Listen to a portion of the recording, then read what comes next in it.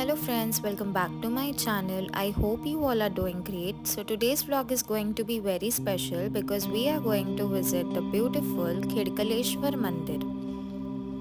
After taking blessings, we will also be heading to Shalu Mama's Dhaba for some amazing food. So make sure you watch this vlog till the end.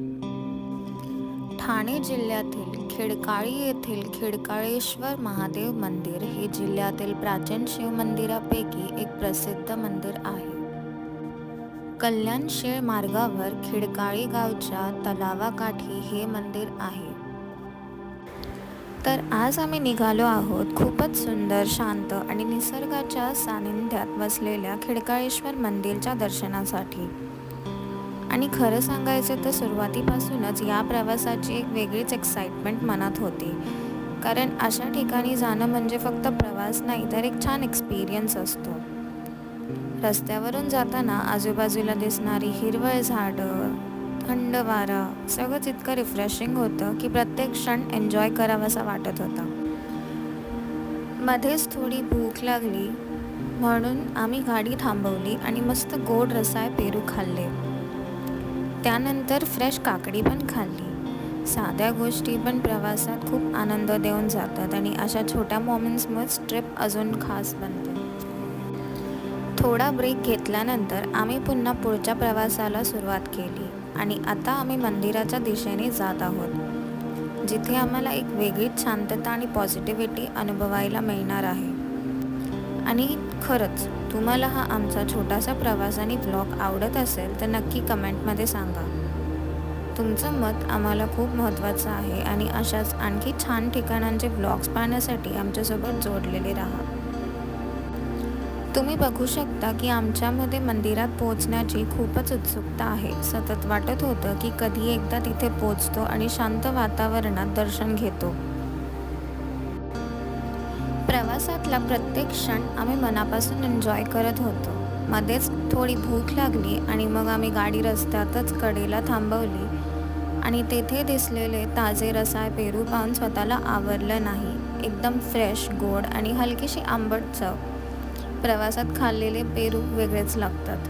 पेरू खाल्ल्यानंतर आम्ही थांबलो नाही, लगेच काकडी पण घेतली.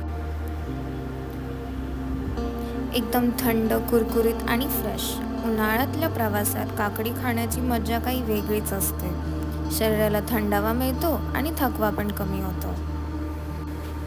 आम्ही खूप रिफ्रेश झालो, हसत खेळत गप्पा मारल्या आणि खूप एन्जॉय केला.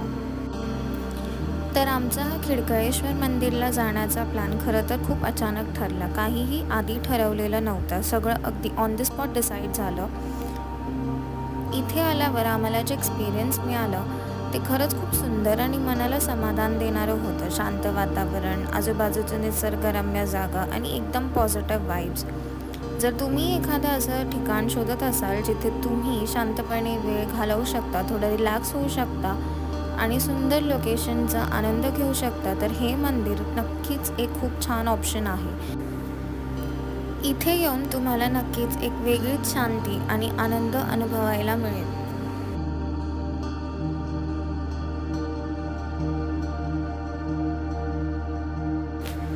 आम्हाला येताना अजिबात ट्रॅफिक लागली नाही, त्यामुळे आम्ही अपेक्षापेक्षा खूप लवकर पोचलो आणि खरं सांगायचं तर इतक्या स्मूथ प्रवासामुळे मूड अजूनच छान झाला. आता आम्ही खिडकाळेश्वर मंदिराच्या आत जात आहोत आणि तुम्ही बघू शकता की मंदिराचा परिसर खूप छान, स्वच्छ, नीटनेटकं आणि शांत आहे, ज्यामुळे इथे आल्यावर लगेचच एक वेगळीच पॉझिटिव्हिटी जाणवते.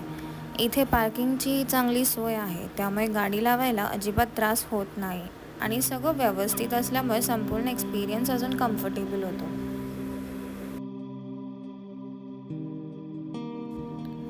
Today I have come to a place that carries the legend of Mahabharata. We are at Khidkaleshwar Mahadev Mandir. This temple is not just a place of worship, it's a piece of history hidden right next to busy Kalyan Shilfata road. It is said that when the Pandavas were in exile, Yudhishthira wanted to offer prayers to Lord Shiva. The brothers built this temple right here for him. Imagine standing on the same ground where history and mythology meet. As you can see, the temple is surrounded by the Khedkali lake. The atmosphere here is so calm despite being so close to the city. If you are a nature lover, the combination of the ancient stone structure and the water view is just stunning. मंदिराची रचना आणि येथील स्वच्छता खरोखरच कौतुकास्पद आहे. गाभाऱ्यात प्रवेश केल्यावर जी सकारात्मक ऊर्जा मिळते ती शब्दात सांगणं कठीण आहे. तुम्ही पाहू शकता तलावाच्या काठी वसलेलं हे मंदिर एखाद्या चित्रासारखं सुंदर दिसतं.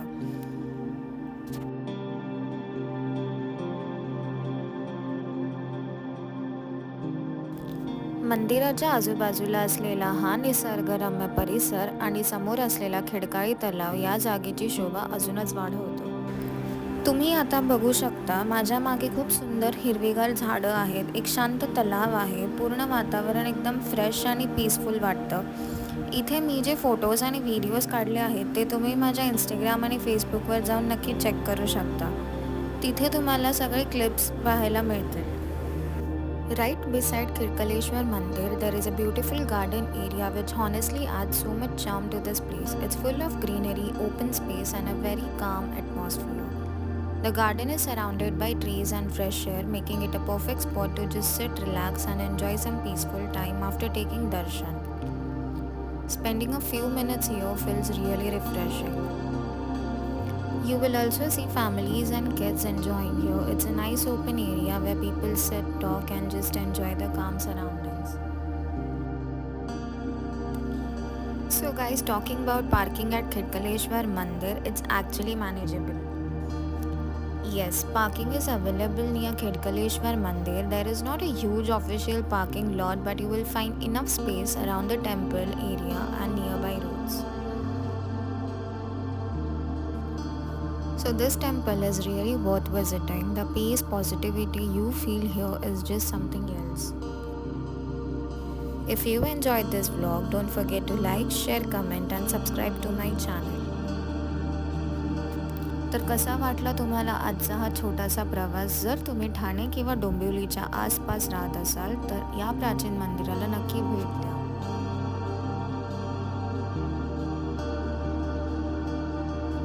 So we have reached Shalu Mama's Dhaba and the vibe here is completely different, full desi, super welcoming. The food here is known for its authentic taste and homely flavors.